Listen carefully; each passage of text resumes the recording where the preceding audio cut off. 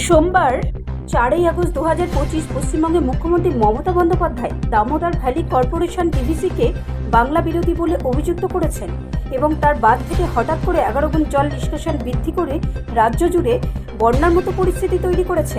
2024 সালের তুলনায় 2025 সালে ডিভিসি জল নিষ্কাশনের 11 গুণ বৃদ্ধি আমাদের নাড়া দিয়েছে।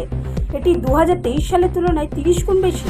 দক্ষিণবঙ্গ জুড়ে আরও বেশি করে বন্যার মতো পরিস্থিতি তৈরি করার একটি পদ্ধতিগত প্রচেষ্টা চলছে। এটি কোনো প্রাকৃতিক দুর্যোগ নয়, এটি একটি মনুষ্য সৃষ্টিকারী বিপর্যয় এবং ক্রমবর্ধমান। শ্রীমতী ব্যানার্জি এতে লিখেছেন, তার পোস্টে দাবি করেছেন যে এই বছর জুন জুলাই মাসে ডিভিসি থেকে নির্গমন 50,287 লক্ষ ঘনমিটার ছিল, যেখানে গত বছরে একই মাসে এর নির্গমন ছিল মাত্র 4,535 লক্ষ ঘনমিটার। দামোদর ভ্যালি কর্পোরেশন একটি কেন্দ্রীয় সংস্থা, বাঁধের নেটওয়ার্ক পরিচালনা করে। দামোদর নদী উপত্যকা ঝাড়খণ্ড পশ্চিমবঙ্গ জুড়ে বিস্তৃত।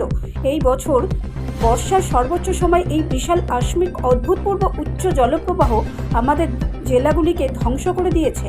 বিশাল ফসল ধ্বংস করেছে, প্রচুর সংখ্যক বাঁধ ভেঙেছে, অসংখ্য রাস্তা ক্ষতিগ্রস্ত করেছে এবং হাজার হাজার মানুষকে নিরাপদ স্থানে সরিয়ে নিতে বাধ্য করেছে। এই বছর বন্যার জন্য বাংলায় জলপ্রবাহের বিশাল বৃদ্ধি অত্যন্ত উদ্বেগজনক এবং মর্মান্তিক। আমি এর মধ্যে গভীর ষড়যন্ত্র খুঁজে পাচ্ছি।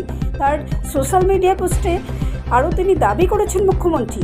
ব্যুরো রিপোর্ট, রাষ্ট্রীয় প্রসার বাংলা।